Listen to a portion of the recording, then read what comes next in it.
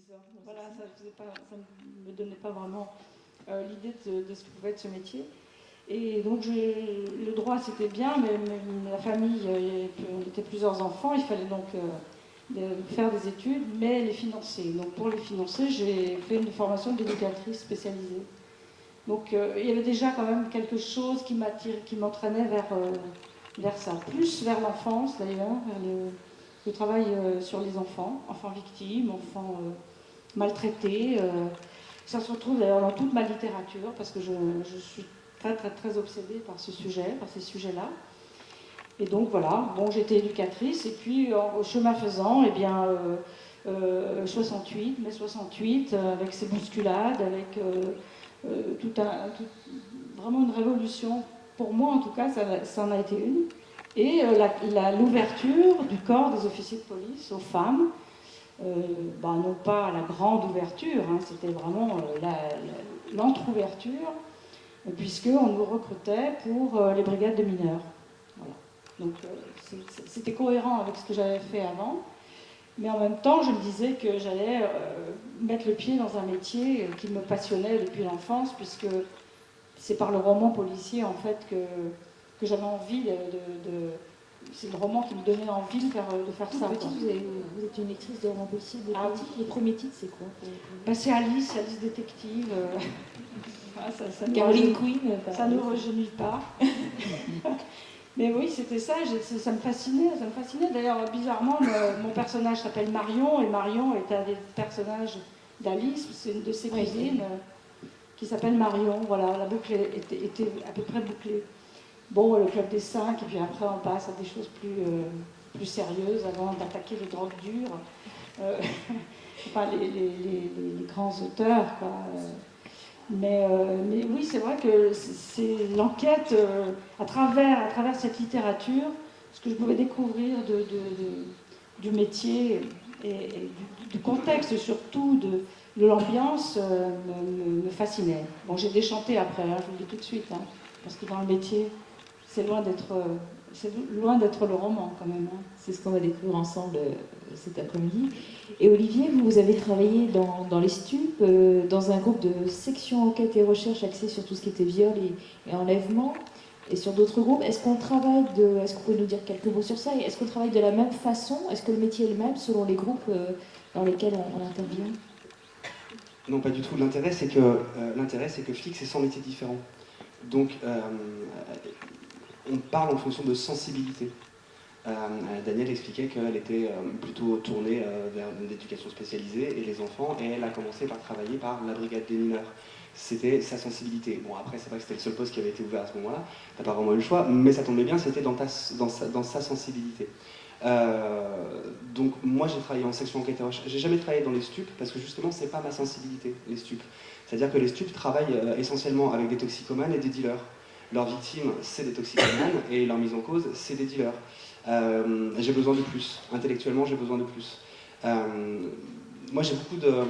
Même si je m'en défends, d'un débat à l'autre, je dis vraiment son contraire, même si je m'en défends, j'ai malheureusement beaucoup d'empathie envers les victimes, et c'est pour ça que je me suis dirigé vers des missions qui étaient par exemple les enlèvements avec demande de rançon, où il faut dealer comme ça avec la famille et avoir cette sensibilité, cette empathie qui permet justement de faire traverser ce drame à la famille. J'ai travaillé dans une brigade qui était une brigade anti-viol, parce que j'ai cette chance, hein, la sensibilité, le tact, tout ça, je pense que c'est inné, c'est très difficile à acquérir.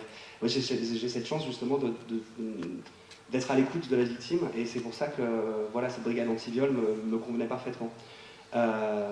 Donc voilà, j'ai comme d'habitude oublié votre question, et je me suis perdu dans ma réponse. Non, mais c'était très clair, je vous rassure, comme à chaque fois. C'est parfait, je suis rassuré. C'était l'idée, voilà, est-ce qu'on travaille de la même façon dans les différents groupes? Voilà, pas du tout. Les stupes, c'est vrai qu'ils ont un petit côté cow-boy.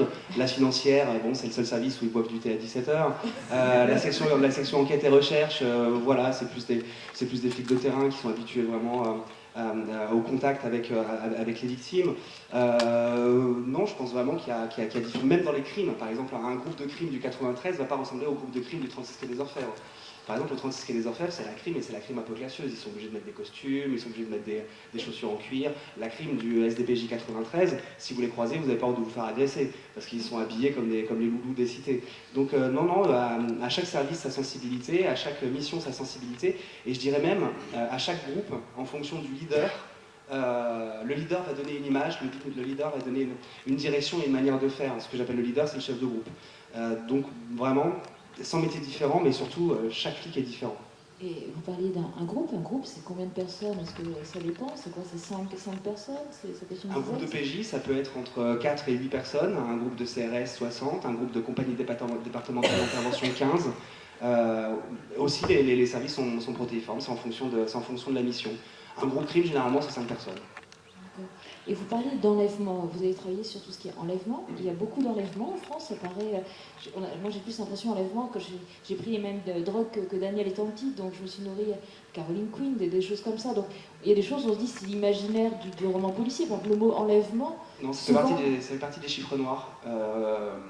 Un autre chiffre noir que l'enlèvement, ce sont par exemple les viols. C'est des chiffres dont on ne parle pas, parce que faire de la prévention sur ça, malheureusement, voilà, on ne peut pas vraiment éviter ça.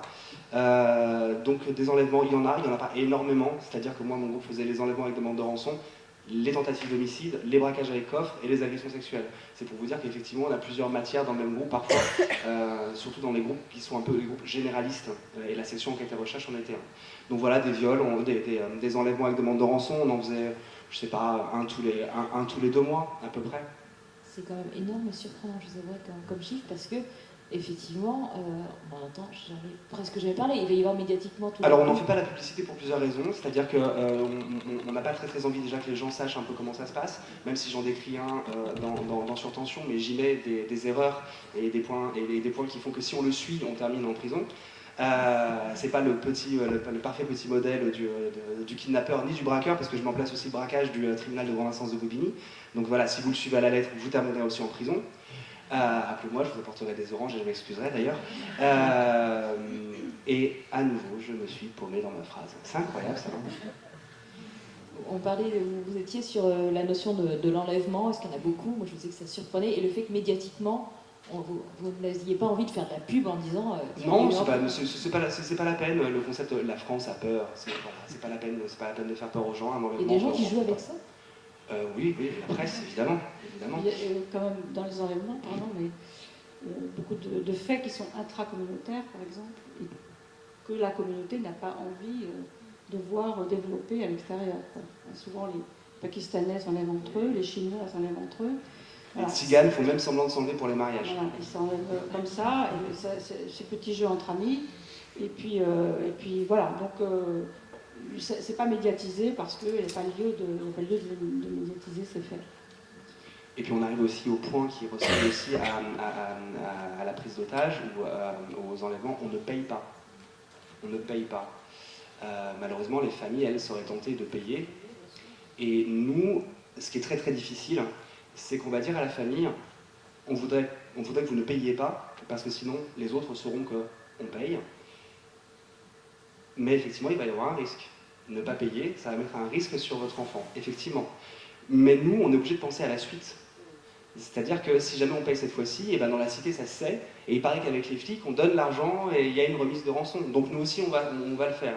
Donc on est dans ces situations où justement il faut énormément de sensibilité pour expliquer à une famille que ce qu'on lui demande n'est peut-être pas le meilleur pour son enfant, mais c'est le meilleur pour la suite, pour tenir la ville. Parce que sinon, effectivement, si on apprend qu'on paye les rançons, alors le lendemain, vous en avez 15. Et ça, c'est en tant que policier, c'est pas trop dur à porter quand vous dites à quelqu'un, mais la rançon, on ne va pas la donner, vous savez aussi les risques, arriver à quelque part dire je rentre chez moi et puis cet enlèvement, et comment on le gère ça? Il est très important de ne pas se sentir responsable ou coupable des situations, mais effectivement, à ce moment-là, dès le moment où vous dites à la famille, à partir de maintenant, c'est nous qui nous occupons de ça, effectivement, on devient responsable de la suite. Et c'est une des rares infractions où on devient responsable de la suite, parce qu'on dit à la famille, à partir de maintenant, c'est nous qui nous chargeons de ça. C'est pour ça aussi que beaucoup d'infractions ne nous sont pas ramenées. On n'en a pas connaissance. Les affaires, parfois, se règlent comme ça, directement.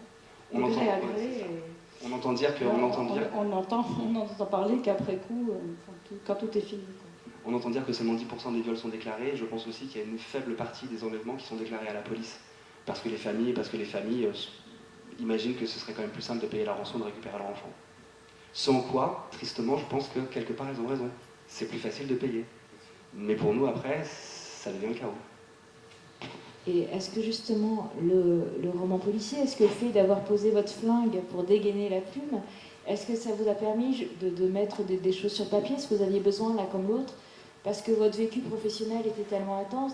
D'abord Daniel, est-ce que vous avez dit, je vais écrire parce que ce que je vis dans le quotidien, c'est lourd et j'ai besoin de me défouler sur le papier, de dénoncer des choses, de partager? C'était quoi cette envie à quel moment vous avez eu envie de prendre la plume et de raconter des choses? Non, moi je ne me suis pas dit ça, parce que c'est un côté un peu psychanalytique, un peu catharsistique, et je n'ai pas du tout ressenti ça. Bon, bien sûr que personne ne le démentira, et Olivier sûrement pas, les situations que l'on vit au quotidien dans ce métier sont parfois très très lourdes, hein, voire même on a du mal à les évacuer. Je reconnais aussi que le fait de les écrire m'a servi à oublier, mais à relativiser certaines choses, ou en tout cas à m'apaiser par rapport à certains dossiers que je n'avais pas... Voilà, on ne se sent pas fier des fois parce qu'on se dit qu'on est passé à côté de quelque chose, qu'on aurait pu peut-être trouver la solution, et qu'est-ce qu'on n'a pas fait, qu'est-ce qu'on a... Voilà.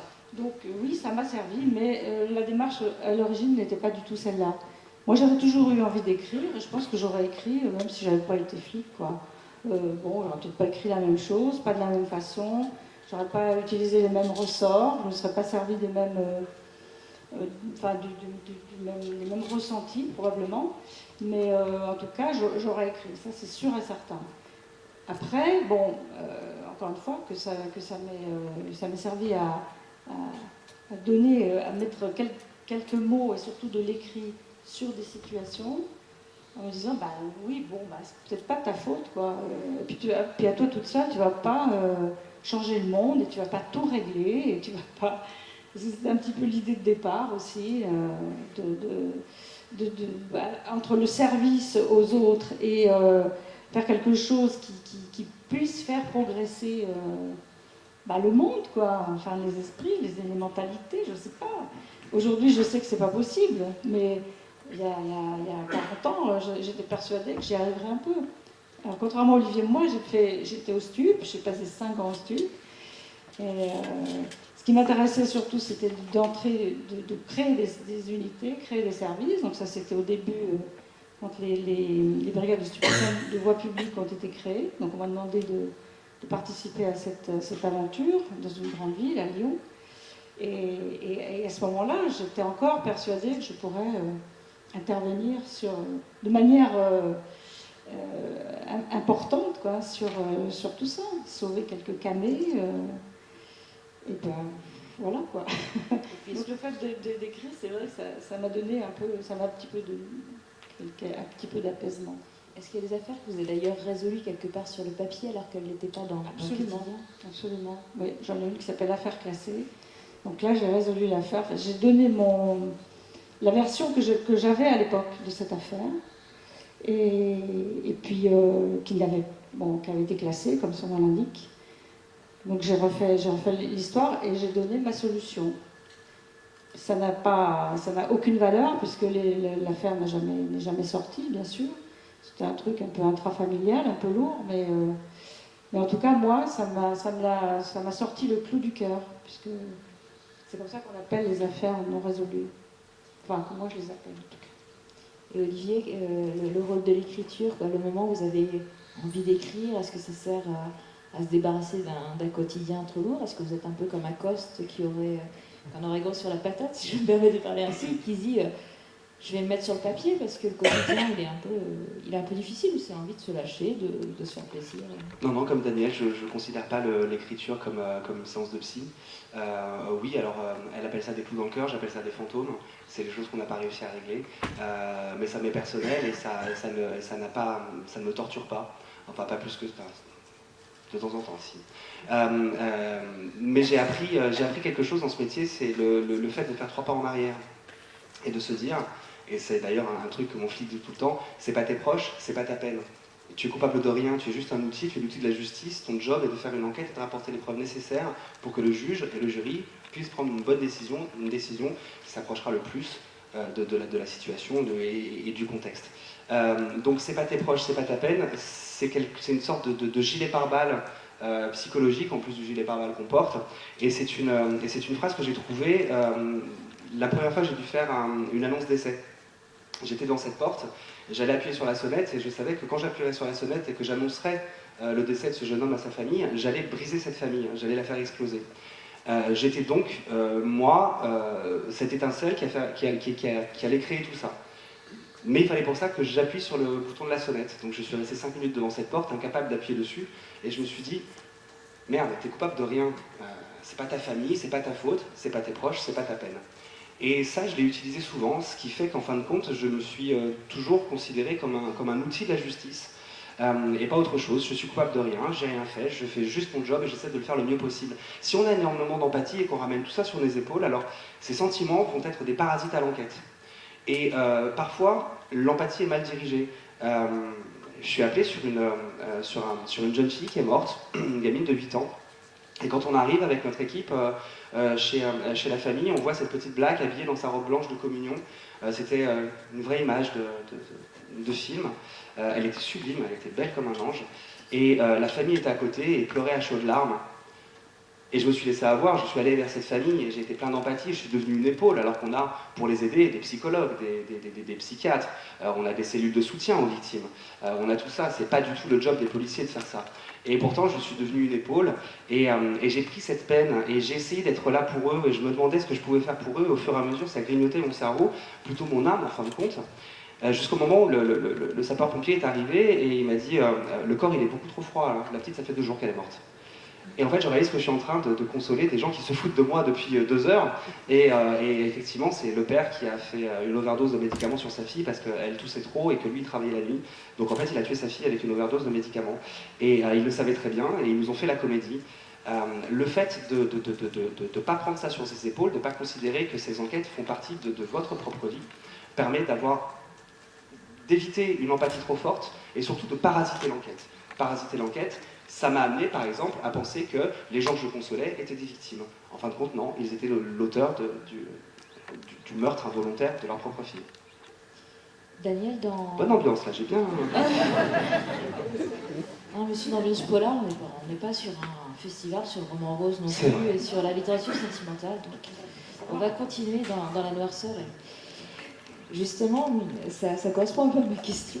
Dans les coups dans le cœur, Daniel, qui a été publié chez Fayard, qui est au prix des Quais Orfèvres en 2013, vous disiez qu'il y a des affaires qui te pourrissent la vie, elles restent en toi, plantées dans ton cœur comme un clou, qu'un mauvais plaisant s'amuserait à manipuler. Est-ce qu'il y a là comme eux des affaires qui continuent à vous hanter, alors que vous avez tous les deux arrêté d'être dans la police? En tout cas, Olivier est à disposition pour l'instant, et on ne sait pas si elle prendra l'uniforme.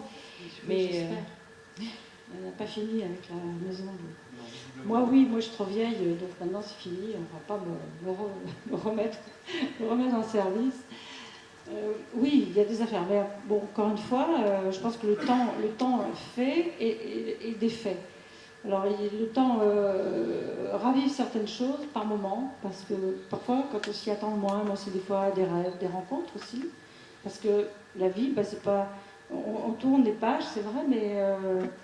il y a toujours quelque chose, parce que nous avons des vies quand même très publiques depuis que nous écrivons, depuis qu'on fréquente des salons comme ça. Et moi, c'est très souvent que je vois quelqu'un arriver. Alors évidemment, dans les débuts, parce que ça fait 22 ans que je publie des livres, donc au début, j'étais encore en activité. Donc il arrivait que dans le salon, je vois quelqu'un se poser devant moi, vous vous souvenez de moi. Un jour, c'était un grand balèze, là... peu patibulaire, pas trop patibulaire mais presque, et qui me dit, vous vous souvenez de moi? Je dis, non, mais peut-être pourquoi je devrais? Elle me dit, oui, vous m'avez foutu en tôle.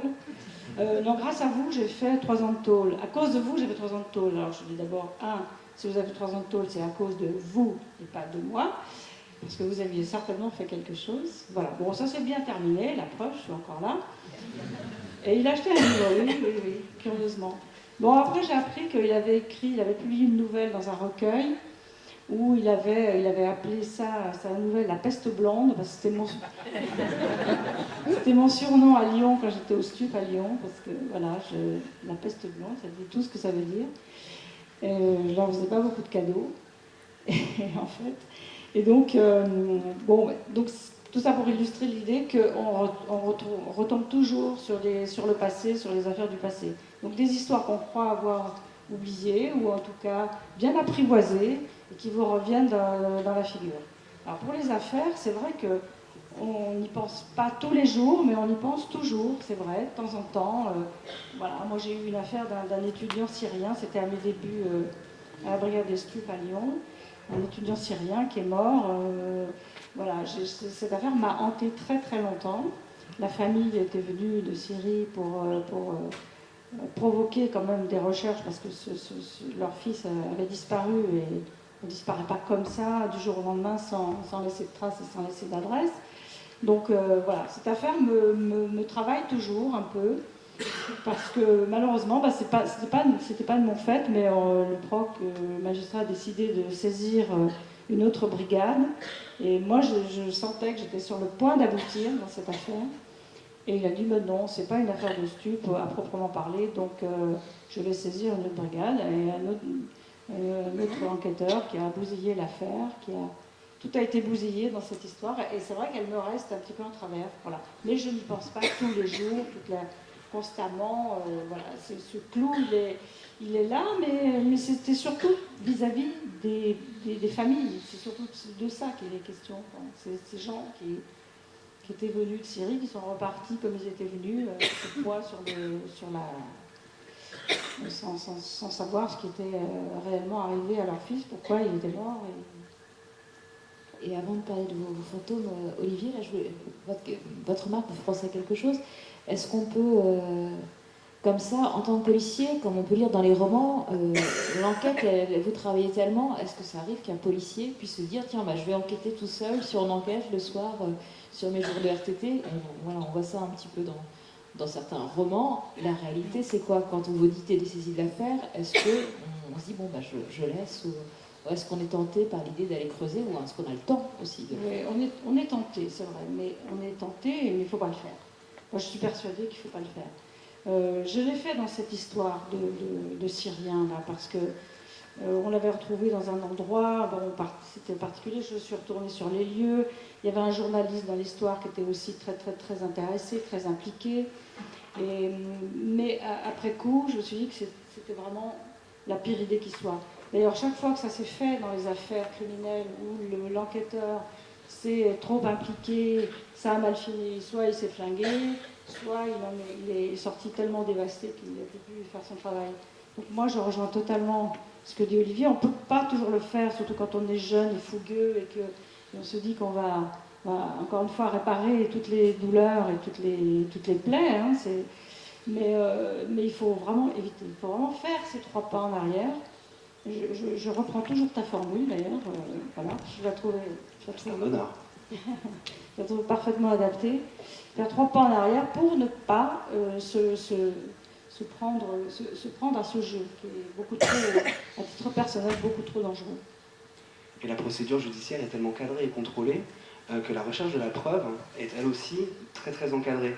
Si vous découvrez quelque chose alors que vous n'êtes pas saisi de l'affaire, il y a aussi un risque pour que la preuve que vous ayez découverte ne puisse pas être utilisée pendant le tribunal, et en fin de compte, vous avez juste sabordé l'affaire du groupe qui en a été saisi. Donc c'est généralement pas une bonne idée, et c'est aussi une manière un peu orgueilleuse de dire il n'y a que moi qui peux faire cette affaire. L'autre groupe à qui on l'a passé, est-ce qu'ils vont en être capables? Bon, donc il faut aussi pouvoir faire confiance.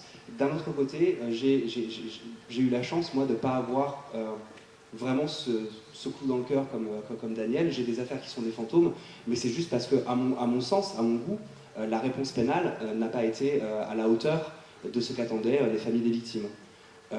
Et puis il y a 2 affaires que j'ai littéralement foirées. Ça arrive dans toute la carrière d'un policier, de policier. Et je m'en veux énormément. On est arrivé au bout, mais ça a pris beaucoup trop de temps et ça a maltraité beaucoup trop les victimes et les familles des victimes parce qu'on aurait pu aller beaucoup plus vite et que j'ai pas pris les bonnes directions au bon moment. Ça s'appelle de l'expérience. Mais parfois, notre expérience, elle se construit sur les autres. Et est-ce que, il me semble que vous avez fait de l'humanitaire pendant plusieurs années, est-ce que ça vous a aidé justement dans votre carrière de policier, le fait d'avoir ce vécu sur le terrain, ce rapport aux victimes, et dire voilà j'ai vécu des choses tellement, il me semble des choses violentes, est-ce que ça vous a aidé aussi sur le terrain par la suite C'est pendant les missions humanitaires en ex-Yougoslavie, sur les zones de front et dans les camps de réfugiés, que j'ai construit ma carapace et un bouclier qui a fait que ma première affectation dans le 93 n'a pas été si compliquée que ça, parce que j'avais déjà vu beaucoup de choses, j'avais été témoin de beaucoup de choses dont je vous fais l'économie des détails, puisque c'était donc en période de guerre. Et l'autre chose que j'ai découverte là-bas, c'était la nécessité que j'avais, moi, de faire quelque chose d'utile dans ma vie. Je savais que si je faisais un métier qui était auto-centré, je ne serais pas épanoui et que j'ai besoin de lire dans le regard de l'autre que je suis utile. Donc j'en profite pour glisser Sartre, l'enfer c'est les autres. Effectivement, pour moi, l'enfer c'est les autres. J'ai, pour être heureux, besoin de voir dans les yeux de l'autre que je lui suis utile ou que je sers à quelque chose. C'est très bien parce qu'on va venir justement sur la question de l'équipe dont on va parler. Et juste avant de creuser un peu plus vos romans, j'avais envie de dire quelques mots sur les derniers que vous avez écrits. Daniel Thierry, dans Tabou, on va être dans un hôpital où il y a une jeune femme qui est portée disparue et s'est volatilisée avec un enfant de 4 mois. Quoi. Normalement, c'est pourtant un hôpital, on se dit c'est un endroit où les gens sont protégés. Et non, elle a disparu, il y a du sang partout. Et l'équipe de Bordeaux va faire appel à l'équipe de Paris pour venir sur le terrain. On sent qu'ils ont besoin, je pense, de gens d'expérience. À la fois justement avec le commissaire Marion et puis également avec une psychocriminologue qui fait partie de l'équipe et qui va venir renforcer, puis on va reparler ensemble des personnages et du récit. Et Olivier, dans le dernier roman, dans Surtension, on commence, c'est surprenant, dans une prison. On est vraiment aux côtés de Nano, qui est un jeune braqueur. Donc on se dit, bon, un braqueur, il est là parce que quelque part il le mérite. Hein. Il a commis des méfaits, mais en même temps il va se retrouver dans une cellule où le type qui est dans la cellule va se servir de lui comme d'une poupée, ça devient sa chose.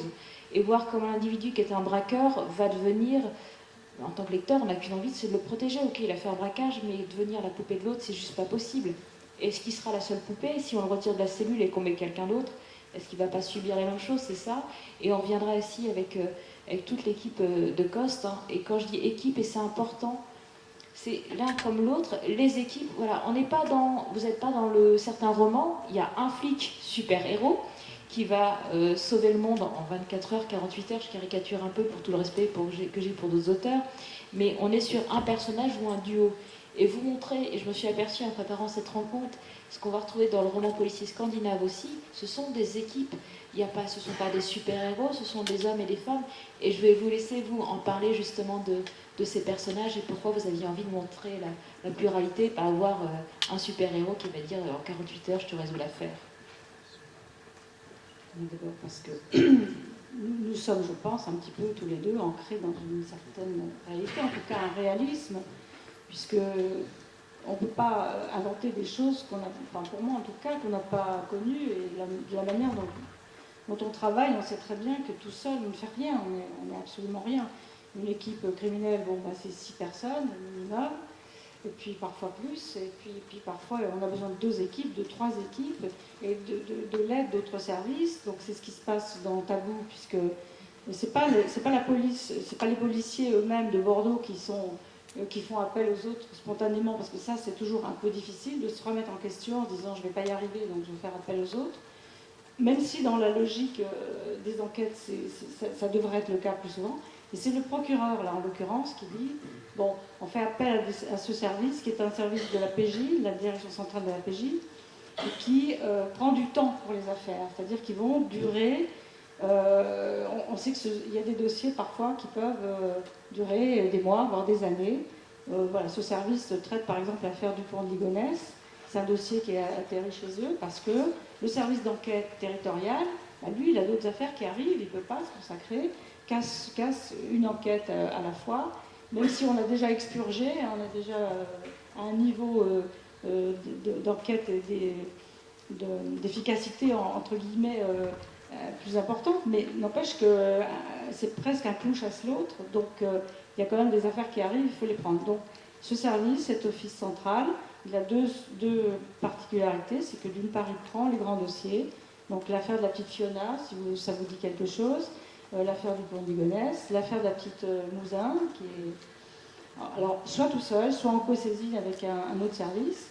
Et la deuxième particularité, c'est qu'ils travaillent avec 4 psychocriminologues qui font partie des équipes, qui sont engagées sur le terrain, sur toutes les affaires, depuis les constatations jusqu'à la résolution de l'affaire, voilà, qui vont faire des expertises, du profilage, entre guillemets. Tout seul, on n'est pas grand-chose, voire rien du tout. Et aussi le cinéma américain où les flics, eux, sont à 2 en patrouille et peuvent enquêter à 2. Nous, si on sort à 2, c'est très rare, c'est même plutôt très très mal vu. On est toujours en équipe et on travaille en équipe. Un flic, c'est quelqu'un qui s'entend et qui se comprend dans son équipe. Un flic, c'est sa vie en meute. Et ce qui est assez amusant, c'est qu'on a gardé ce travers du concept de l'équipe, parce que je sais que Danielle aussi s'entoure aussi, quand elle écrit sur différents sujets, d'experts. Et ce serait aussi orgueilleux que de dire je vais enquêter sur cet assassin tout seul parce que je vaux le coup et que je vais y arriver, que de dire je vais écrire ce livre tout seul parce que je sais tout sur le métier de policier. Policier, c'est 100 métiers différents, et quand je parle des stupes, eh ben, je vais voir des flics qui s'occupent des stupes. Et même si j'ai fait de la crime, quand je parle d'un crime, je vérifie quand même auprès de la crime si je ne me suis pas trompé, parce que c'est en plus un métier qui est en constante évolution. Et comme maintenant nous on a fait un pas de côté de ce métier-là, c'est vrai qu'il faut tout le temps se tenir au courant de ce qui se passe, et des avancées et technologiques et puis aussi des avancées administratives. Par exemple, avant les flics avaient une carte de police, toute simple. Maintenant cette carte, il y a une puce à l'intérieur et on sait quand ils sont dans le commissariat, quand ils sont dehors, quelle voiture ils utilisent, quel texte ils tapent. Et si par exemple j'ai fait une perquisition et je l'ai écrite, il suffit de prendre ma carte, de la mettre dans l'ordinateur central et on ressort ma perquisition. Voilà, ces avancées-là, il faut les prendre en compte. Et c'est exactement comme pour un bouquin. Personnellement, je travaille en équipe. Si Surtension commence en prison, alors j'ai travaillé avec un surveillant de prison et un directeur de prison qui m'ont raconté leur quotidien. Si Territoire, mon second roman, parle des collusions entre les politiques et les délinquants, alors je suis allé voir des maires, des anciens maires, des adjoints au maire, des anciens adjoints au maire qui m'ont raconté leur quotidien. Comme dans une enquête, on s'entoure d'experts et de professionnels. Parce que quand vous lisez un de nos romans, à Daniel comme à moi, vous pouvez passer un contrat avec nous qui est le contrat de l'hyperréalisme. Si on a besoin de 4 jours pour avoir un résultat ADN, alors nous patienterons 4 jours pour avoir un résultat ADN. Quand d'autres auteurs se diront « Allez, on va avoir le résultat dans l'après-midi, ça me permet de faire avancer l'enquête un peu plus vite ». Il y a des polars. Le polar, c'est ouvert à tous. Il y a des polars de flics, il y a des polars de psychiatres, il y a des polars d'ethnologues, par exemple Fred Vargas. Si vous lisez un de ces polars, procéduralement, il n'y a rien dans le mille. Ça, c'est sûr et certain. Pourtant, j'adore Fred Vargas. Mais vous passez un contrat. C'est comme dans les séries télévisées. Soit vous regardez Engrenage et vous demandez qui est de l'hyperréalisme, soit vous regardez Braco et les flics conduisent des Porsche Cayenne et vivent dans des châteaux et des manoirs et vivent avec une prostituée. C'est pas le cas, Olivier? Non, c'est pas le cas. Je n'ai pas de Porsche Cayenne. Je vis avec des prostituées, mais je n'ai pas de Porsche Cayenne. Tu as revendu ton manoir. J'ai revendu mon manoir. Je reviens sur la psychocriminologue parce qu'il y a ce côté un peu, vous le disiez, Daniel, on n'est pas non plus dans le profiler dont on voit beaucoup, qui est devenu un personnage un petit peu à la mode. Les psychocriminologues, il y en a combien en France? C'est arrivé quand cette profession, l'importance de leur importance aujourd'hui dans une équipe? Alors combien il y en a, j'en sais rien.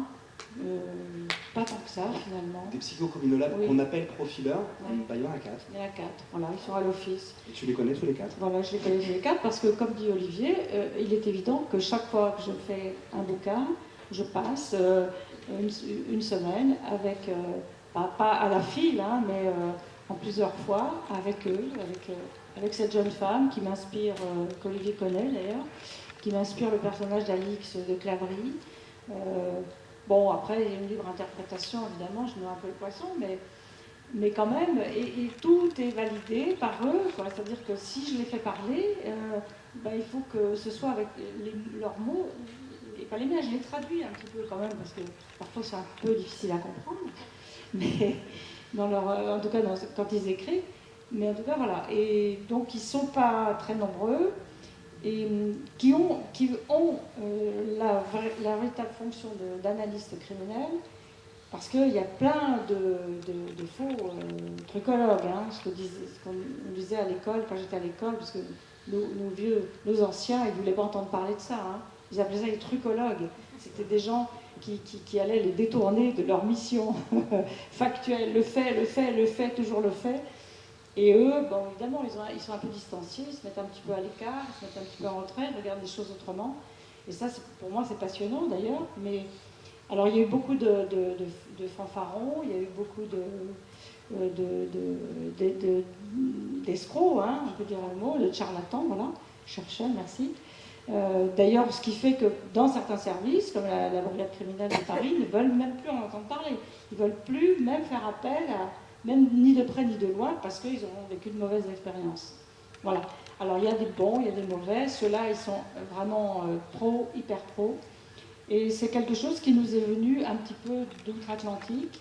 Mais les nôtres sont plus tournés vers ce qui se fait au Québec, par exemple, au Canada, et en Suisse, où il y a vraiment beaucoup de travail autour de ça, plutôt qu'à l'américaine. Bon, nos structures, nos façons de faire, nos façons d'enquêter sont différentes. Et ça, évidemment, il faut qu'on en tienne compte dans ces missions-là. Quand on parle d'équipe, on parle aussi du besoin de décompresser. Je pense à l'équipe de COS qui va chez Johanna, Johanna qui est mariée, qui a des gamins. C'est un peu, l'espace d'un instant, ils vont se faire materner par la femme de l'équipe, on va dire, pour aller boire des verres. Et puis même, des fois, Johanna va boire un verre aussi sans son mari, sans les enfants. Est-ce qu'il y a ce besoin, alors qu'on a passé des heures à enquêter ensemble, voire des jours?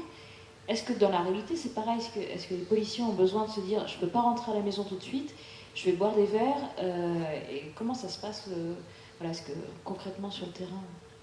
Autant il est nécessaire d'avoir à côté de son équipe, à côté de son travail, des amis qui sont issus d'autres milieux. La plupart de mes amis sont des artistes, théâtre, cinéma, musique.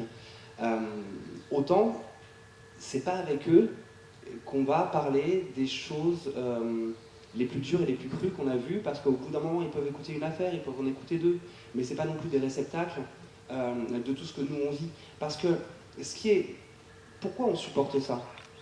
C'est que si on a une affaire de viol, qu'elle est terrible, qu'elle est quasi insupportable, le fait de travailler sur cette affaire nous donne l'impression qu'on agit quand même pour la victime et qu'on fait quelque chose.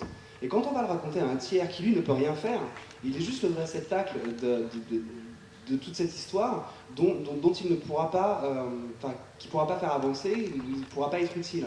Nous, on peut être utile, donc quelque part, ça permet aussi d'apaiser la difficulté de ce qu'on voit. Et faire profiter à sa propre famille de tous ces drames, c'est pas non plus une bonne idée. Alors c'est vrai que parfois, c'est ce qu'on appelle faire un décrochage. Parfois, après une enquête, on part au resto, et ça permet de se retrouver et de décompresser, et d'arriver chez soi et de répondre à cette question comment ça va, et de répondre ça va très bien. Alors, c'est pas toujours compris par la famille, hein. Évidemment, ce fameux sas de décompression. Moi, je me souviens que quand j'étais au STUP, par exemple, on partait, l'affaire se déclenche, elle se déclenche. Vous ne choisissez pas le moment, c'est pas entre 8h et midi, ni entre 14h et 16h. Hein. En général, c'est le matin de bonne heure, il faut aller taper à la porte, ou le soir, après des journées, des semaines de planque, l'affaire arrive, il faut la traiter. Et parfois, ça peut durer 48 heures, 3 jours, où on ne rentre pas, ou juste le temps de prendre une douche, parce que là, c'est comme ça, on a des délais de garde à vue, il faut les exploiter, il faut que ça se passe. Et puis après, on n'a pas envie de se séparer, parce que justement, il faut laisser retomber le soufflet. Dans les affaires les plus horribles, comme celle dont parle Olivier, il est évident qu'on ne peut pas ramener cette crasse chez nous, à la maison. Et donc il faut faire absolument ménager ce petit temps. D'ailleurs, on ne le fait pas exprès, on a envie de le faire. On a envie de rester entre nous pour finir, boucler le truc, peaufiner mais en petit comité. Alors ça passe par le restaurant, ça passe par peut-être la boîte de nuit après, ça passe par peut-être une petite cuite. Hein. Il faut dire ce qui est, ça arrive. Bon, et alors évidemment, les plus compliqués à convaincre, ce sont les familles. Et moi, je me souviens donc à mes débuts, j'étais jeune et jolie. Je dirigeais une brigade de mecs, j'avais que des mecs avec moi. Et toutes les femmes de mes collaborateurs, s'imaginaient des choses, évidemment. Quand le mari avait fini l'affaire... Je comprends la peste blonde maintenant. Tu vois, tu comprends ? C'est les femmes des collègues qui l'ont appelé comme ça. Quand on finissait l'affaire et le mec il rentrait que le lendemain matin à point d'heure, et voilà. Donc ça posait des tas de questions. Alors, bon, le problème était vite réglé, je les faisais venir, on faisait une petite fête tous ensemble, notre famille, comme ça, pour que les choses se décantent, et on disait, bon, ben voilà, on est bien que... Mais il faut que vous compreniez ça, qu'on a besoin de rester un petit peu encore entre nous pour finir, pour terminer, voilà, boucler la boucle. Et métaphoriquement, quand on revient d'une autopsie, généralement on a l'odeur de la mort qui s'est imprégnée sur nos fringues. Et souvent les flics de la crime ou les flics qui sont amenés à faire des autopsies ont des affaires de rechange. Quand l'autopsie dure trop longtemps, effectivement, ça peut flinguer une affaire, surtout quand le corps est en putréfaction. Métaphoriquement, quand vous êtes sur une affaire violente, cruelle, vous avez l'impression aussi que cette affaire ne vous a pas abandonné, et c'est ce concept de saleté, comme le disait tout à l'heure Daniel, on a l'impression de rentrer à la maison encore sale. C'est un peu comme si vous alliez à l'hôtel avec votre amante, et que vous rentriez juste après l'acte à la maison, vous dites, ah, j'ai l'impression d'avoir encore ça sur moi, quelle honte face à ma famille. Et ben, c'est à peu près la même chose, on a l'impression de rentrer avec cette saleté sur soi, et c'est vrai que prendre une demi-heure, une heure, pour rester avec les collègues et discuter de tout et de rien, parce qu'évidemment, on ne revient pas que sur l'affaire qu'on a faite, on parle de tout et de rien, et surtout de rien, c'est ce sas de décompression qui donne l'impression qu'on s'est changé, et qu'on arrive un peu moins sale à la maison. Je reviens au personnage. Est-ce que pour construire vos équipes, est-ce que vous êtes inspiré de personnes qui existent vraiment? Est-ce qu'il y a de vous dans Poste ou est-ce qu'il y a de vous dans Marion? Bah oui, Marion, c'est forcément. Alors ça dépend des jours. Quand j'ai pas envie de trop en parler, je dis que c'est ma petite sœur. Mais comme j'ai pas de sœur dans la police, personne ne me croit. Donc non, oui, c'est moi. C'est un peu le miroir. Ça permet aussi de dire de soi des choses que par pudeur on ne dirait pas comme ça. Voilà. On traîne tous tout un tas de choses. Hein. Bon, moi j'étais chef de service, j'ai dirigé des grosses équipes importantes. Donc peut-être contrairement à Olivier qui n'a pas eu cet aspect-là en plus à gérer, c'est-à-dire qu'au-delà du boulot, et au-delà des enquêtes et du travail proprement dit, il y a aussi la gestion du personnel. Et vous pouvez croire que c'est pas facile. Tous les jours, vous entendez des affaires qui mettent en cause les flics. Bon, bah, il faut les gérer. Alors, des fois, c'est drôle. Hein, ça peut être drôle. Moi, je me souviens d'une histoire. On m'appelle à 2h du matin. J'habitais à côté du service. Donc, je m'occupais de gare, de train. J'étais à la gare du Nord, au service de gare du Nord. Le commandant qui commandait les unités en tenue, ils étaient 500 quand même, hein, donc c'était pas un petit truc. Ça bossait jour et nuit sur les trains, ça partait dans tous les sens. Il m'appelle, il me dit est-ce que vous pourriez venir Je lui dis qu'est-ce qui se passe encore? Donc, en général, dans ces cas-là, c'est ou un qui s'est planté en bagnole, ou un qui s'est flingué, parce que c'est arrivé plusieurs fois, ou un qui a fait une grosse connerie, hein, voilà, on en a tous les jours. Et il me dit non, mais là, je voudrais vraiment que vous voyiez. Mais j'étais pas loin, j'y vais. Et j'ouvre la porte du service, et au fond du couloir, il y a le bureau du commandant. Et je vois une femme assise, une jeune femme assise. Voilà. Et je dis, bon, bah, à tous les coups, ils ont fait une connerie avec une nana, quoi. Ça, voilà. Et puis, en fait, c'était un gardien de la paix du service qui avait été contrôlé au bois de Boulogne, travesti. Et voilà. Donc là, on est partagé entre la consternation, le fou rire, parce que le gars, il n'était pas fier de lui, bien sûr. Donc ce sont des petites histoires comme ça aussi que un chef de service a géré, en plus des affaires du service proprement dit, c'est-à-dire des dossiers, ajouter des ça enquêtes. Les divorces, les problèmes d'argent, Voilà. c'est une sorte de seconde maman oui, qui tout le monde vient se plaindre. le gars qui pique la carte bleue de l'autre dans le vestiaire et qui va faire des achats dans une grande surface et qu'on va avoir en prison, parce qu'à un moment donné, moi dans un service, le directeur m'avait appelé en me disant « Bravo, Madame le commissaire, vous avez battu un record. » Ah bon? Oui, vous avez le record des détenus. J'avais 4% de mon personnel en tôle. Alors, voilà. Bon, pour des choses, un qui avait tué sa femme, assassiné sa femme, parce qu'il y avait préméditation, elle a été établie. L'autre qui avait essayé de tuer l'amant de sa femme. le troisième qui s'était fait piquer dans une grande surface, qui faisait voler son fils des trucs qui planquaient sous les vêtements, et le quatrième qui s'était fait choper avec d'autres volant, je sais pas quoi, des arbustes dans une pépinière, enfin des conneries quoi, mais enfin, les deux premiers, c'est pas des conneries, hein, c'était très mal. Mais voilà, donc bravo madame, vous avez battu un record. Qu'est-ce que je pouvais, moi? Pas grand-chose, hein. Mais en tout cas, on a en plus, quand on est patron, on a en plus ces affaires-là sur le dos, quoi. Et là, Olivier, vous êtes encore, vous pourriez demain reprendre l'uniforme. Est-ce que l'un ou l'autre, vous avez déjà ressenti une pression quelque part de la police sur vos écrits? Ou alors vous êtes cette part de liberté, vous écrivez ce que vous voulez. Comment vous mettez les choses sur le papier? Est-ce que vous mettez des limites dans vos écrits, l'un comme l'autre? Alors en fait, nos livres sont entourés d'un gilet pare-balles parce que dessus il y a marqué roman. Voilà, c'est pas du journalisme, c'est pas professoral, c'est marqué roman. Maintenant, les lecteurs savent bien et voient bien ce qu'ils lisent, et quand ils sentent le goût de la vérité, quand ça ressemble à la vérité, que ça a le goût de la vérité, c'est que ça doit être la vérité. Mais nous, il y a marqué roman. Donc voilà, on raconte des choses. Le fait d'être aussi proche de la vérité fait que c'est aussi une protection. C'est-à-dire que parce que je raconte la vérité, on ne va pas venir me chercher des poux, parce que la seule chose que je pourrais faire, c'est répéter cette vérité. Donc je vais avoir une nouvelle tribune et je vais encore dire ce que justement il voulait taire. C'est ma protection. Le fait de ne raconter que la vérité, strictement la vérité, c'est ma protection. Je ne suis pas attaquable. Et pour raconter les travers d'une ville, ben, j'invente un prénom. Donc Malseny, la ville de Malseny, elle n'existe pas, mais tout ce qui est à l'intérieur, ça ressemble fortement à du Saint-Ouen, à du Saint-Denis, à des villes qui existent, à des politiques qui existent. Ils se reconnaissent, mais ils voient que c'est pas le nom de leur ville, ils voient que c'est pas leur nom. Ils vont quand même pas prendre leur téléphone et nous dire hey, là, le coup du vol avec les 500 kilos de cam et les trucs et l'argent découvert, l'argent volé découvert dans mon bureau, ça ressemble trop à mon affaire. Non, ils vont pas dire ça. Donc ils se taisent, ils disent rien et puis ils espèrent qu'on n'en vend pas beaucoup. Et puis voilà. Mais effectivement, le mot roman, c'est un sacré pare-balles. Et pour vous, Daniel, il y a des choses que vous avez dit, là je ne le mets pas dans le roman, ou vous gardez cet espace de liberté? Non, moi je n'ai jamais fait j'ai décidé de ne pas prendre de pseudo, déjà, parce que ça dure quoi, 1 minute et demie, à peu près, le secret. J'ai décidé de ne pas faire de langue de bois.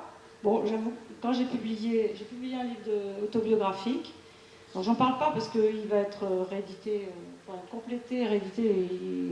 L'affaire était déjà ancienne, donc le bouquin, une vingtaine d'années. Et j'avoue que là, quand même, j'ai été pistée. Hein. J'ai été pistée de très près.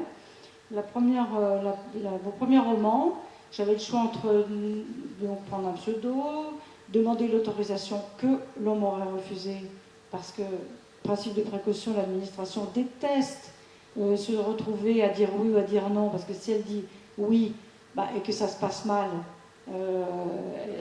il y a toujours un sur les doigts duquel ça va tomber, forcément. Donc, par principe et par construction, ils disent non. Moi, je me suis dit quand même, pas. Donc, j'avais un peu balisé le truc avec un avocat pour savoir ce que je pouvais faire ou pas. Et puis, j'ai publié mon livre, j'ai rien demandé à personne, j'ai juste envoyé au ministre de l'Intérieur et au directeur général de la police nationale. Je me disais, voilà, on verra bien. C'était la première fois que ça arrivait. Et donc, ils m'ont répondu des lettres très aimables, en me disant qu'ils étaient très fiers que la police nationale compte des talents comme ça, dans ses rangs. Et voilà, et hop, l'affaire était passée. Bon, l'autobiographie, c'était un peu plus compliqué. Donc, les renseignements généraux sont mis sur l'affaire. Ils ont demandé à lire le texte avant.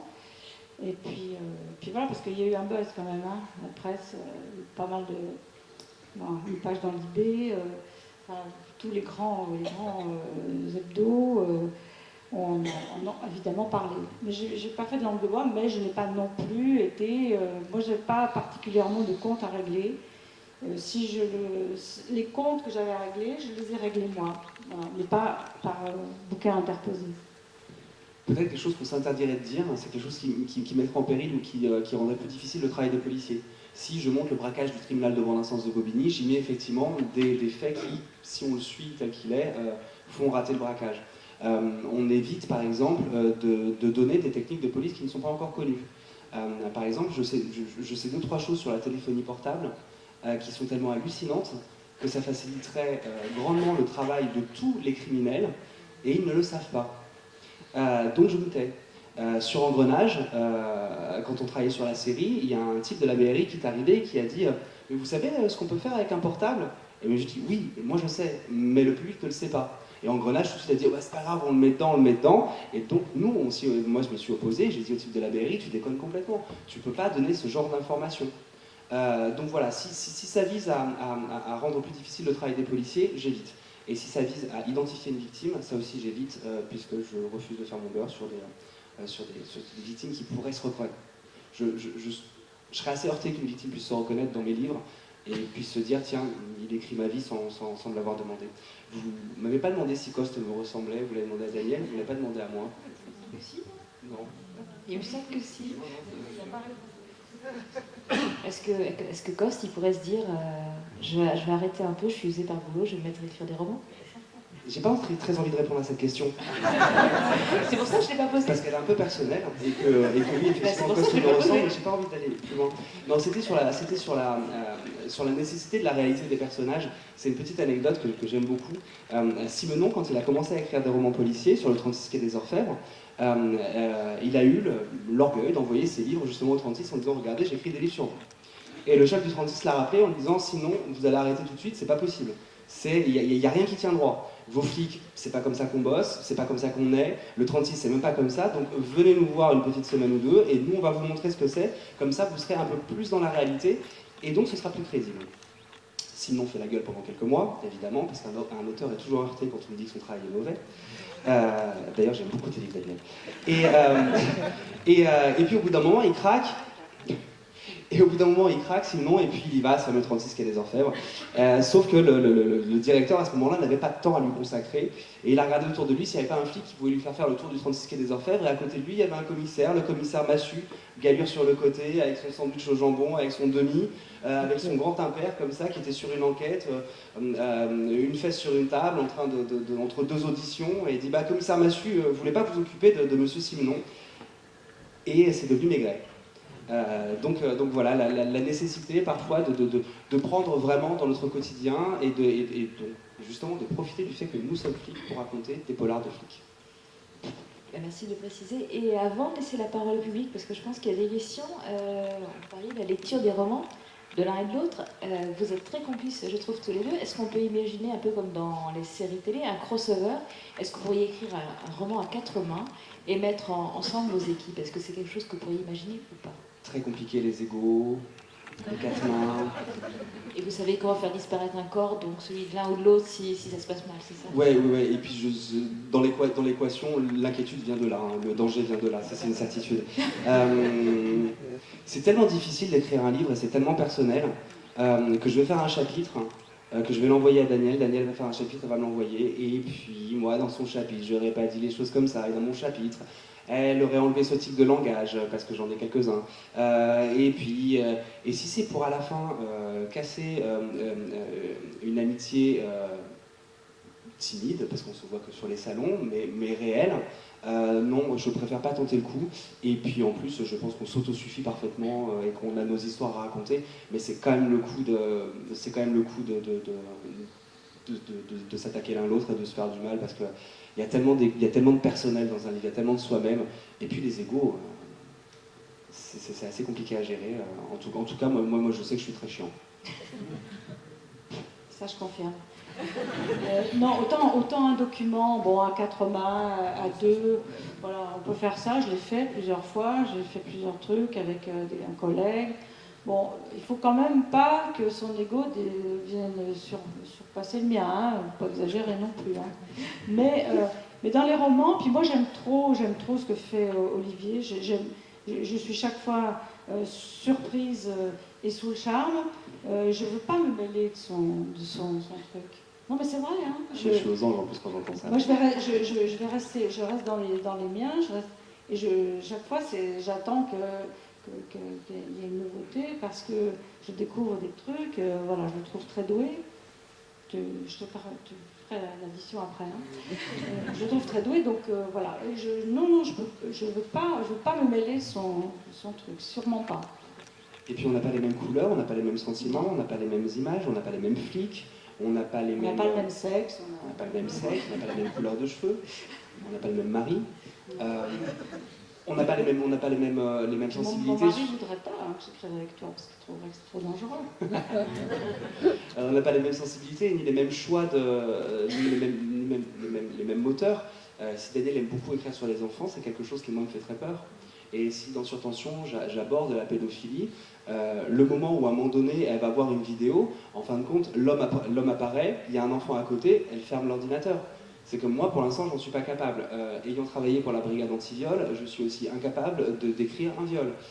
Il y a des sujets que je me sens pas encore prêt à aborder parce que j'ai pas encore fait tout mon chemin. Et c'est vrai que je me suis vraiment planqué, parce que c'est des affaires de crime, c'est des affaires d'enlèvement avec demande de rançon, c'est des affaires de braquage, et c'était les affaires sur lesquelles je travaillais. Donc voilà, on n'a pas les mêmes sensibilités.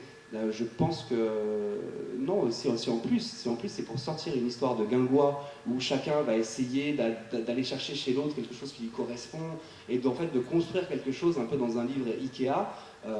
Non, on sait bien que ça ne marche jamais et que les armoires tombent à chaque fois. Donc, Avant de laisser la parole au public, moi je voulais vous remercier tous les deux pour la sincérité avec laquelle vous avez parlé, votre sensibilité justement. Et on parlait d'ego chez l'auteur, effectivement, c'est bien de reconnaître qu'un tout le monde ne le dit pas, tous les auteurs ne l'assument pas, mais assumer qu'on a un ego, qu'on a son univers et qu'on veut le défendre. Et avant que le public parle, moi, je voulais revenir un peu sur le trac. L'idée que quand on monte sur scène, on puisse avoir la notion du trac, à la fois quand on doit arriver sur scène, même quand on est un auteur, même quand on fait des interventions régulièrement.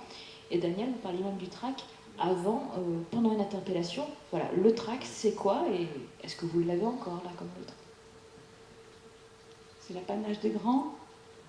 Le trac. le trac, c'est ta marque de doute. C'est une marque de doute, c'est que on crève d'excès de certitude, de sang-froid. Bon, avoir du sang-froid, c'est une chose. Heureusement d'ailleurs, il faut le cultiver, il faut apprendre, ça s'apprend aussi, apprendre à se maîtriser. Mais le trac, on l'a tout le temps. Enfin, moi, je l'ai tout le temps, d'un bout à l'autre, et encore aujourd'hui. Avant de venir vous parler, ça n'a l'air de rien comme ça, mais oui, j'ai le trac parce que c'est une exposition quand même. On se livre à vous là.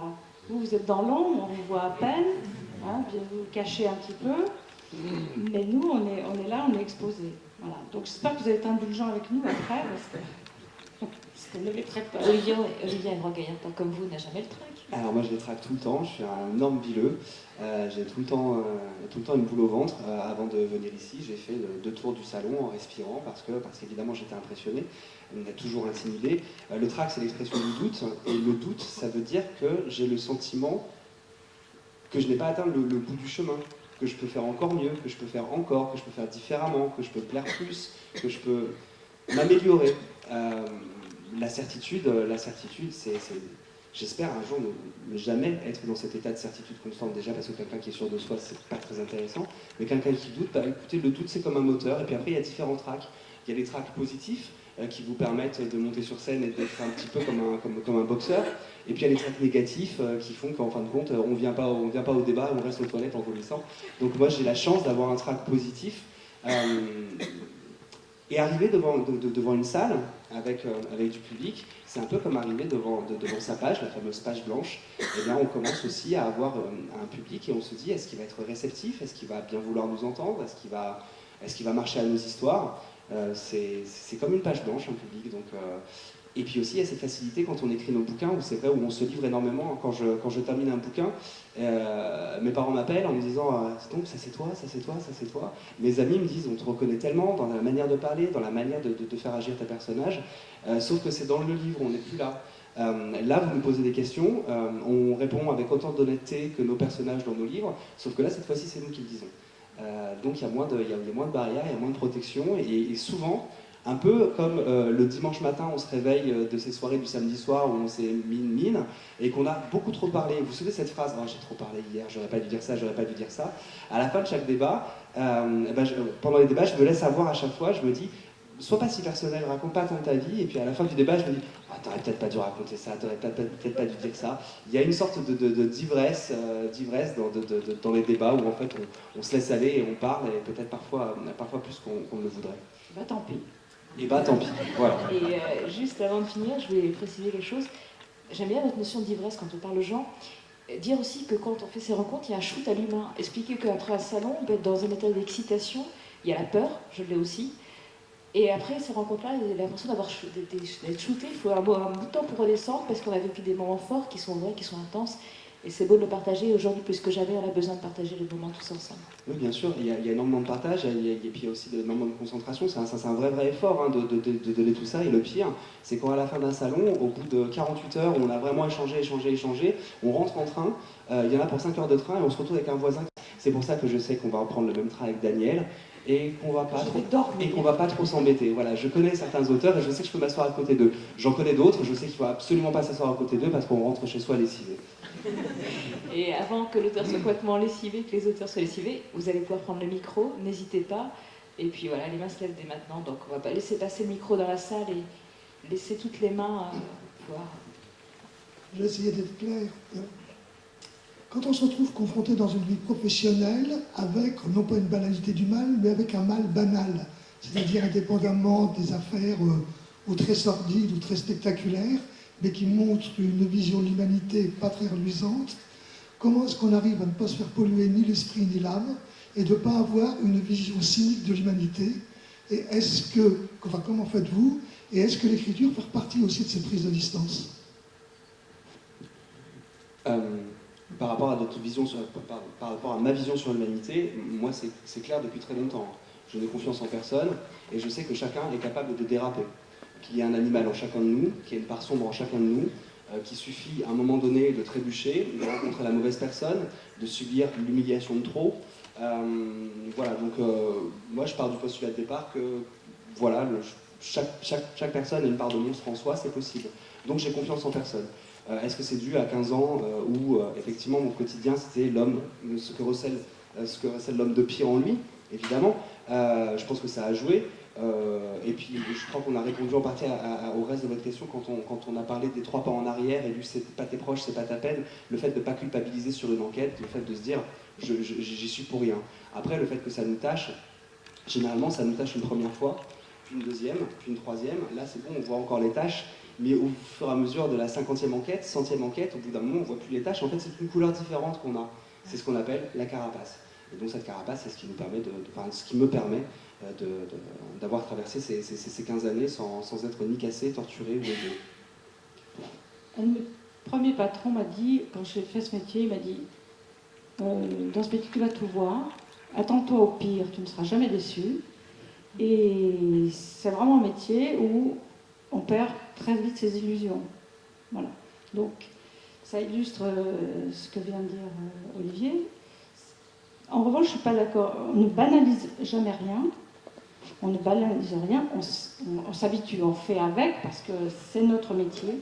Et justement, cette notion, cette nécessité d'être professionnel, elle est liée à ça. Maintenant, que l'humanité soit un ramassis de cochonneries, on le sait, nous, mais vous le savez aussi, je pense. Hein, on ne vous apprend rien quand on écrit tout ça. On sait bien que tout le pire est toujours... le pire n'est jamais sûr, mais il est toujours possible. Voilà. Effectivement, vous avez parlé de violence banale, et la lecture du corps est très importante dans les auditions. Et quand vous avez parlé de violence banale, vous avez peut-être remarqué que tous les deux, on a fait un petit coup en avant, on vous y opposerait une violence quotidienne. Mais violence banale, non. Jamais rien n'est banal, puisque justement, pour la victime, pour la victime, c'est le drame de sa vie. Pour nous, c'est le premier drame de la journée qu'on va gérer. Donc c'est quotidien, mais c'est absolument pas banal, puisqu'il faut que la victime sache à chaque fois que pour elle, on va tout recommencer comme si c'était la première fois. C'est pas banal, c'est juste quotidien. Bonsoir. Donc ma question va rejoindre un peu la thématique d'hier, c'était jusqu'où peut-on aller dans l'horreur. Est-ce que, donc j'ai bien compris que vous autocensurez pas lorsque vous parlez du quotidien des flics et que vous autocensurez quand il s'agit des techniques d'investigation, par exemple, qui sont à la pointe. Mais est-ce que dans l'horreur, en gros, en général, est-ce que vos fictions sont plus belles que la réalité? Si je suis clair. Non. Moi, ce que je ne fais pas, parce que je pense que c'est parce que nous avons vécu ces situations pour de vrai. parce qu'on a vu des vraies victimes sur les tables d'autopsie, parce qu'on a vu des vraies victimes déglinguées complètement, bon, après torture et autres, qu'on a vu des vraies victimes de viol. Et donc ce que moi je ne fais pas, ce que je ne peux pas faire, c'est aller dans la complaisance de la description de certaines scènes, parce que je trouve qu'elles n'ont aucun intérêt pour qui que ce soit, et qu'on peut très bien suggérer, enfin les suggérer en tout cas, en parler, sans aller faire 3 pages sur un viol, avec la complaisance des mots, avec la complaisance des gestes, avec... voilà, moi, c'est quelque chose que je ne peux pas faire. Donc, la réalité va toujours beaucoup plus loin que la manière dont on la met en scène, nous, en tout cas moi, dans mes livres, mais toi, c'est pareil, même si parfois, la suggestion peut être parfois un petit peu plus explicite que la description. La suggestion, c'est terrible. C'est ce que j'appelle l'effet Dracula. Et dans un vieux Dracula, un film en noir et blanc, le notaire qui est venu notifier à Dracula, vit dans le château où Dracula l'a invité pour 48 heures, il descend à la cave, il remarque qu'il y a le cercueil et se dit que peut-être ces légendes sur le comte Dracula, ce vampire, sont vraies. Et alors qu'il se retourne pour quitter la cave, il voit en haut des escaliers Dracula éclairé juste par la lumière de l'entrée. On aurait pu avoir une scène où Dracula descend, plante ses crocs dans sa gorge, lui arrache la moitié de la trachée et puis suce son sang. Et bien, dans cette scène-là, Dracula, qui est en haut, ferme la porte, l'écran devient noir, parce que la seule lumière, c'était celle qu'il y avait derrière, et on entend ses pas descendre, et c'est à nous d'imaginer la suite. Et on l'imagine avec quoi? On l'imagine qu'avec des choses qu'on connaît. Et ce qu'on connaît, c'est ce qu'on a vécu. Donc on l'imagine avec nos propres peurs, nos propres trouilles, nos propres phobies. Et c'est encore pire parce que c'est à vous de reconstruire ces scènes. Mais au moins, nous, ça nous a permis, ça nous a évité de devoir les décrire longuement et de manière un peu, je trouve, vulgaire. Et cette vulgarité, eh ben, j'en suis parfaitement conscient. Je l'ai utilisée dans mon premier roman, Code 93, tout simplement parce que je ne me sentais pas légitime en tant qu'auteur de polar. C'est pas pour autant qu'à mon 3e livre, je me sens ultra légitime. Justement, le doute, c'est mon moteur. Mais dans ce livre-là, je me sentais tellement pas légitime qu'effectivement, mes 2 premiers homicides, je les ai décrits. Alors que j'aurais dû faire un effet Dracula. C'est pas la peine.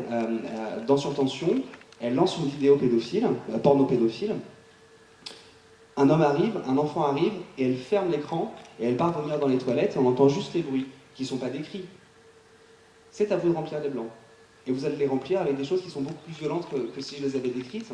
Mais au moins, vous ne m'en voulez pas de vous avoir, moi, collé des images que vous n'auriez pas voulu avoir en plus. Je trouve effectivement que la description des viscères et des cerveaux qui explosent, on peut faire une scène ultra choquante en une seule phrase. C'est parfaitement possible. Donc. Il y a quelques jours, j'étais à l'office central, au CRVP, et ils ont une unité de cyberpédophilie, donc tout un tas de trucs. Et là, le commandant qui me parlait de ça, parce que j'en ai besoin pour mon prochain roman, elle me dit, est-ce que vous voulez voir des vidéos? Je dis, non, je ne veux pas voir de vidéos, et je ne les décrirai même pas dans mon bouquin. Je vais en parler, je vais expliquer ce que c'est, mais je ne vais surtout pas les décrire, et je ne veux surtout pas les voir. Voilà. Il y a encore une main, je crois, qui se lève dans la salle. Alors, le polar, pour certains lecteurs dont je fais partie, la fonction principale, c'est de nous détendre. Alors, je voulais savoir ce que vous lisez, vous, pour vous détendre. Du polar. Oui, j'en lis beaucoup, c'est vrai. Mais bon, je fais bien d'autres choses aussi pour me détendre. Hein. Je vais au cinéma, je fais mon jardin, je fais mon petit ménage des fois. Je m'occupe des enfants, des petits-enfants surtout. De mon mari qui est là, qui me... Voilà. Mais oui, mais je lis du polar. Alors, je lis Olivier. Mais bon, comme il fait qu'un livre tous les 2 ans, bon, ça ne suffit pas. Je lis beaucoup de choses, mais quand même pas que du polar. Principalement, quand même. Je dois dire, pour être honnête, que je lis principalement. Alors maintenant, je vais un peu vers des choses où je vais peut-être trouver des univers, ou changer un petit peu de pays, aller du côté de l'Amérique, aller du côté des Allemands, qu'on connaît moins bien, des Espagnols. Voilà. Mais ça, c'est de la curiosité. C'est une curiosité naturelle, quoi. Le polar, c'est pas une religion pour moi. J'aime surtout qu'on me raconte de belles, de grandes histoires. Donc, je suis très fan de Ken Follett, de John Irving. Mais effectivement, j'ai découvert effectivement qu'il y avait une scène du polar français. Il y a eu la chance aux Américains, puis après les Anglais, puis après les Nordiques ont eu leur chance. Et j'ai l'impression que depuis une dizaine d'années, ou 5 ans, un peu plus de 5 ans, c'est vraiment la porte ouverte au polar français et que cette scène du polar français est reconnue. Et j'en suis ravi parce que c'est très bien tombé dans ma vie. Sinon, beaucoup de cinéma, beaucoup de séries. Je suis un enfant de la télé comme de la littérature. Et puis me détendre, c'est pas vraiment un but. J'aime bien être plutôt à flux tendu et rester vraiment sur la brèche. C'est pas un truc que je sais vraiment faire, être détendu. Mais là, sinon, je vais devoir vous payer pour une séance de psy, donc je vais arrêter là. Je crois qu'il y avait une dernière question. Peut-être que les auteurs vont avoir le temps de faire des dédicaces avant de reprendre le train, je sais pas. Quelle heure est-il? Il est 5h. Alors, une dernière question On a alors. le train très tard. Oui, on a le train à 7h. Donc. On a le temps de. Voilà, s'il y a une dernière question avant de pouvoir parler de manière un peu plus intime avec les auteurs. Sinon, voilà, on va tous. Si, On est en train d'expérimenter la lumière dans les yeux, là. C'était juste c'est une terrible, petite boutade, une petite blague à destination d'Olivier Norek. Il faut savoir qu'il y a un psy, David Coulon, qui consulte pour le problème avec les chats. Ouais, alors, très sérieusement, si David Coulon il est psy, moi je suis Miss France. Le mec est complètement barré. D'ailleurs, je vais lui dire, si vous avez des problèmes psychiatriques, n'allez pas voir David Coulon. C'est lui qui devrait aller voir un psy. D'ailleurs, je vais aller le voir directement. merci à vous toutes et tous d'être venus. Merci à Daniel Ferry et à Olivier Norek